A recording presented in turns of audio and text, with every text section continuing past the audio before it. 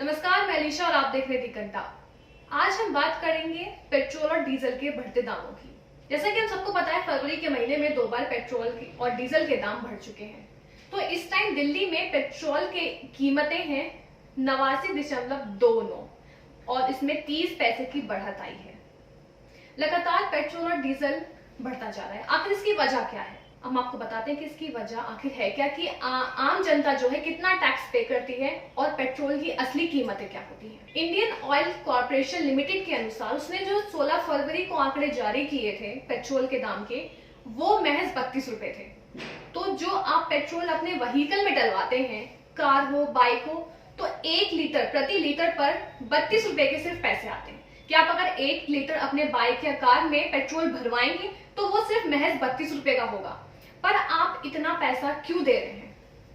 32 रुपए का पेट्रोल और 89 रुपए दे रहे हैं, तो आप 32 रुपए के अलावा सारा पैसा सरकार को देते हैं एज अ टैक्स। तो ये बहुत बड़ी बात है कि आप पेट्रोल के साथ साथ सरकार को इतना टैक्स भी भर रहे हैं।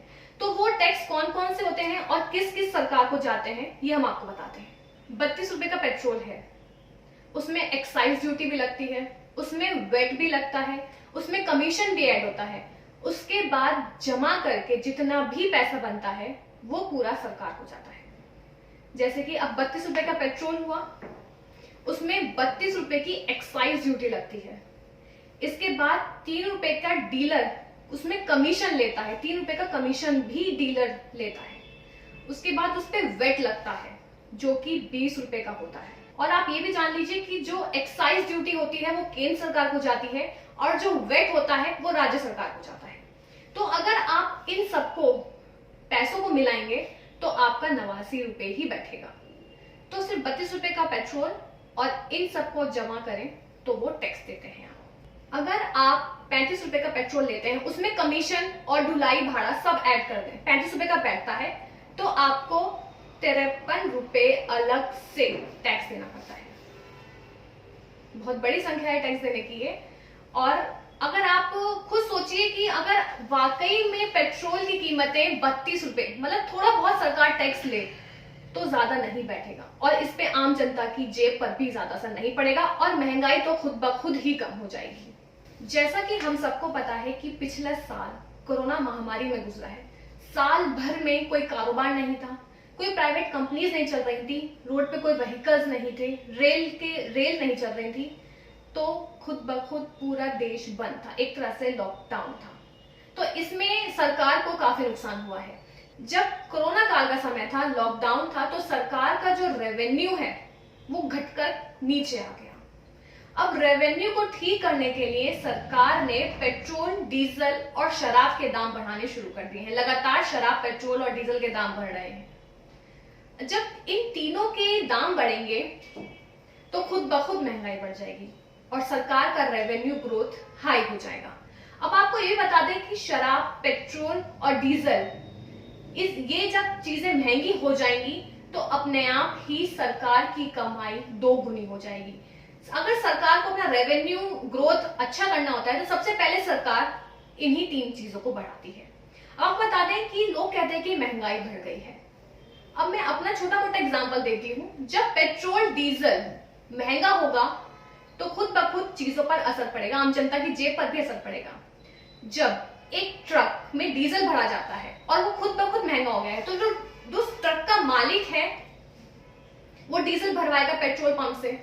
तो जब उसे वो पेट्रोल या डीजल महंगा पड़ेगा तो जिसका माल वो ढो रहा होगा, फल हो, सब्जी हो, दूध हो, तो वो जिसका माल होगा वो उससे डबल रेट लेगा। अब आपको ये बता दें कि आखिर पेट्रोल डीजल पर कीमतें बढ़ाने की क्या वजह है। जैसे कि हम सबको पता है कि पिछले साल कोरोना महामारी में निकला है, हर चीज बंद थी, संपूर्ण लॉकडाउन था। जब संपूर्ण लॉकडाउन था तो सरकार को बहुत बड़ा घाटा हुआ, क्योंकि सरकार के लिए पेट्रोल और डीजल सबसे अच्छा कमाने का जरिया है और एक शराब। जब ये सरकार तीनों चीजों की कीमतें बढ़ा देती है तो अपने आप में सरकार का रेवेन्यू जो है इंक्रीज, उसकी ग्रोथ जो है अच्छी हो जाती है। जब भी सरकार घाटे से जाती है तो सरकार इन तीनों चीजों पर अपने कीमतें बढ़ा देती है तो उसका जो रेवेन्यू है, रेवेन्यू ग्रोथ जो है इंक्रीज हो जाती है। तो कोरोना काल को देखते हुए सरकार ने आफ्टर लॉकडाउन लगातार पेट्रोल डीजलों के दाम बढ़ाती चली गई, उससे कि उसके रेवेन्यू में अच्छा खासा ग्रोथ आ चुका है। कोरोना काल में हर चीज बंद थी तो सरकार को घाटा हुआ, क्योंकि उसे अपनी तरफ से चीजें लगानी पड़ गई हैं। तो पिछले साल तो सरकार को घाटा हुआ तो उसे लगातार पेट्रोल डीजल के दाम बढ़ाने शुरू कर दिए हैं। आपको बता दें कि पेट्रोल डीजल और शराब जीएसटी के दायरे में नहीं आती है, तो सरकार इसे अपने हिसाब से घटा और बढ़ा भी सकती है। सरकार कहती है कि महामारी के समय में क्रूड ऑयल में बहुत कमी आई थी, तो अगर क्रूड ऑयल में कमी आई है तो पेट्रोल के दाम भी इसी तरह से कम होने चाहिए। तो लगातार पेट्रोल के दाम क्यों बढ़ रहे हैं? सिर्फ और एक ही रीजन है, सरकार को अपना रेवेन्यू ग्रोथ बढ़ाना है। सरकार लगातार पेट्रोल डीजल के दाम बढ़ा रही है, पर उसे ये नहीं दिख रहा कि आम जनता की जेब पर कितना असर पड़ रहा है, क्योंकि कोरोना महामारी के बाद ना तो सही से कारोबार उठ पाया है, ना ही लोग अपना, जिनकी जॉब जा चुकी थी कोरोना काल में, उनकी किसी की जॉब भी लगी, तो इससे बहुत बुरा प्रभाव पड़ रहा है। शायद सरकार को अभी पेट्रोल और डीजलों की कीमतों को कम करना चाहिए, जिससे कि आम जनता को राहत मिल सके, पर सरकार नहीं कर रही है, लगातार दाम बढ़ाने पर लगी पड़ी है। और आपने देखा होगा कि कोई भी मीडिया इस बात को नहीं दिखा रहा है, और आम जनता भी कहीं ना कहीं इससे संतुष्ट होती नजर आ रही है। क्या आम जनता वाकई मोदी सरकार से इतनी संतुष्ट है कि वो लगातार बढ़ते डीजल और पेट्रोल के दामों को भी नजरअंदाज कर रही है? क्या विपक्ष इतना हल्का पड़ रहा है कि वो इस मुद्दे को नहीं उठा पा रहा है? आखिर क्यों? क्योंकि ये मुद्दा एक ऐसा है कि विपक्ष अच्छी तरह इस पर बोल सकता है, प्रदर्शन कर सकता है, पर आखिर क्यों नहीं कर रहा? विपक्ष हल्का पड़ रहा है, इसलिए सरकार लगातार इसके दाम बढ़ाती जा रही है, या आम जनता है वो हल्की पड़ रही है, या वो मोदी सरकार से संतुष्ट है इस चीज को लेकर कि विपक्ष हल्का है तो मोदी सरकार जो भी करे वो हमें मंजूर है। उसे अपनी ना जेब दिख रही है, ना इसे अपना खर्चा दिख रहा है, लगातार बढ़ती कीमतों को वो अपनाते जा रहे हैं। आखिर ऐसा क्यों है? अब आपके दिमाग में एक सवाल तो आता होगा कि क्या सरकार इस टैक्स को कम नहीं कर सकती है? क्या ये टैक्स एक तरह से खत्म नहीं हो सकता है? तो आपको बता दें कि हाँ, सरकार इस टैक्स को कम कर सकती है या खत्म भी कर सकती है। शायद खत्म करना तो मुश्किल होगा, क्योंकि जब बाहर से, क्योंकि एक भारत ऐसा देश है जो कि पेट्रोल, डीजल और क्रूड ऑयल को लेकर पूरा आयात पर निर्भर है। डीजल, पेट्रोल, क्रूड ऑयल सारा बाहर से आता है, भारत के पास पेट्रोल, डीजल, क्रूड ऑयल कुछ भी नहीं है।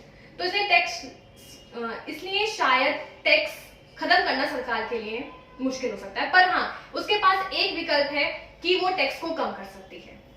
अब आपको बता दें कि कैसे टैक्स कम हो सकता है। कोरोना महामारी के समय में जिनकी जॉब या जिनके कारोबार बरकरार रहे हैं, सरकार उन पर टैक्स बढ़ा दे, जिससे कि जो आम जनता है उसकी जेब पर कम खर्च पड़े। पर सरकार ऐसा क्यों नहीं कर रही है? ये पूरी तरह से सरकार के हाथ में है कि ईंधन को सस्ता करके आम जनता के लिए राहत दे, पर ऐसा सरकार नहीं कर रही है, क्योंकि जो वेट और एक्साइज में कटौती की भरपाई सरकार अपने बेफिजूल खर्च को कम करके कर सकती है। इसलिए पेट्रोल और डीजल एक तरह से कम पैसों में बिक सकता है, पर सरकार ऐसा क्यों नहीं कर रही है? क्यों विपक्षी दल चुप बैठा है? क्यों लोग प्रदर्शन नहीं कर रहे हैं? ये इतना बड़ा मुद्दा है, कोई मीडिया में नहीं दिखा रहा। आखिर इसके पीछे की वजह क्या है? ये बहुत बड़ा सवाल है, क्योंकि पेट्रोल एक ऐसी चीज है जो कि आम जनता की जिंदगी में बहुत महत्वपूर्ण है, जिससे कि महंगाई लगातार बढ़ती जाती है। जब डीजल महंगा होगा या पेट्रोल महंगा होगा तो खाने पीने की चीजें खुद ब खुद बढ़ती जाएंगी। जब खाने पीने की चीजें बढ़ेंगी तो आम जनता की जेब पर भी असर पड़ेगा। आपको याद होगा कि जब कांग्रेस के टाइम पर, जब कांग्रेस की सरकार थी, तो पेट्रोल और डीजल के दाम एक तिमाही, मतलब हर 3 महीने में बढ़ते थे, और उस टाइम पर भी हर 3 महीने में पेट्रोल के दाम बढ़ाना सरकार के लिए एक मुश्किल टास्क होता था। पर जब भी सरकार टैक्स बढ़ाती थी या पेट्रोल डीजल के दाम इंक्रीज करती थी, तो भी जो मोदी सरकार के जो मंत्री हैं, जैसे कि अरुण जेटली रहे हैं या फिर अटल बिहारी वाजपेयी जी हैं, उन्होंने विरोध जताया। वो बैलगाड़ी लेकर पार्लियामेंट तक पहुंच गए थे और अरुण जेटली ने साइकिल चलाकर विरोध प्रदर्शन किया था। वो यही सरकार के मंत्री थे, वो मोदी सरकार के। क्या वो खुद सरकार सत्ता में आकर ऐसा क्यों कर रहे हैं, जब उन्होंने एक टाइम पर प्रदर्शन किया था पेट्रोल और डीजल के दामों को लेकर। अब आपको बता दें कि भारत के अलावा जो भारत के पड़ोसी देश हैं उनमें पेट्रोल के दाम काफी कम है।